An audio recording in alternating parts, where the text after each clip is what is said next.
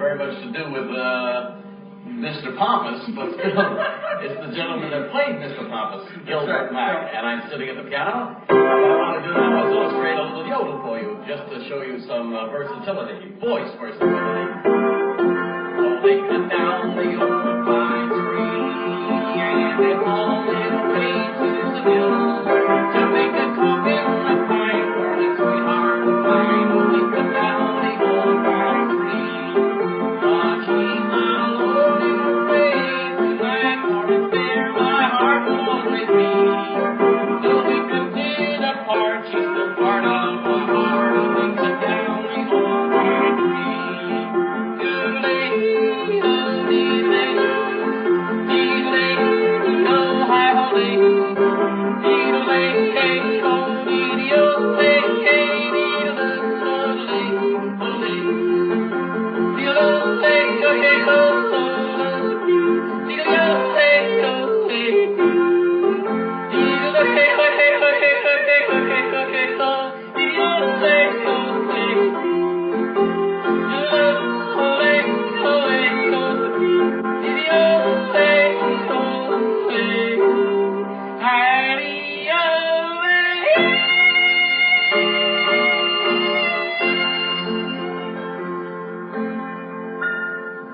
That'll give you a little idea of what I was talking about, voice versatility.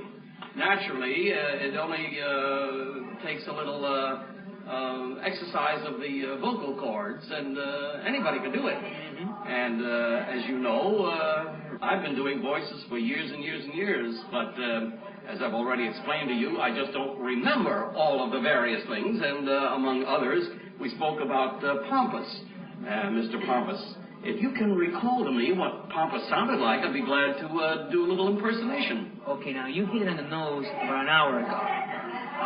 High-pitched and hysterical. No, when he's calm, not gravelly. Like, I say, Astro Boy. I say, Astro Boy. No, that's not like that. That's more elephant than anything else. More elephant, you see. Astro Boy, what are we going to do about this? Right. All right, we'll try that. Astro Boy, what are we going to do about this? That's it. Does that come any closer?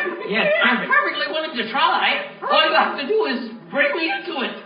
That's all. All right, fellas. The next time you come around, bring a tape, and I'll gladly do you, Mr. Pompous. Thanks. Good. I don't know. Maybe. Can you do any other characterization that you recall?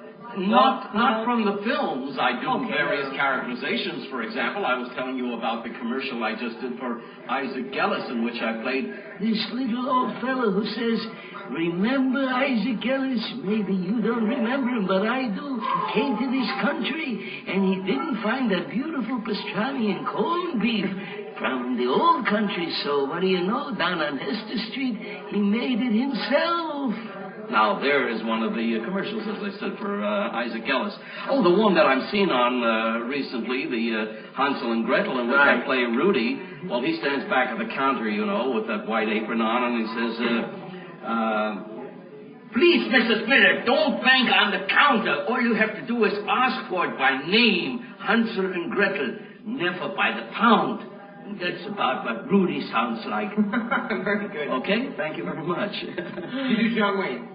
No, I don't do John Wayne, but I have a cute little story to tell you, and I'll tell it very quickly because I don't want your tape to just run on and on and on. Many years ago, when I was doing things like this in radio, I had my wife listening to me so that I could come home and she would tell me how good or bad I was.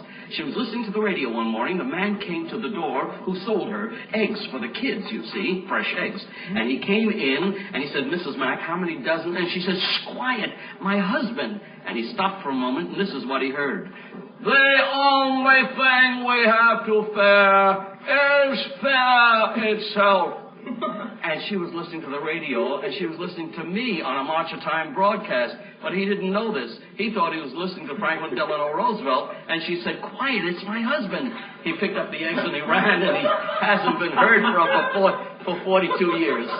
So I used to do various impersonations. Yeah. John Wayne is not one of them. Fellas, thanks a lot. It's been wonderful. Before you go, yes, one last goodbye in Pompous tone. One last Pompous? Yeah, goodbye or something. Goodbye or something, if that's the way it sounded. I don't remember.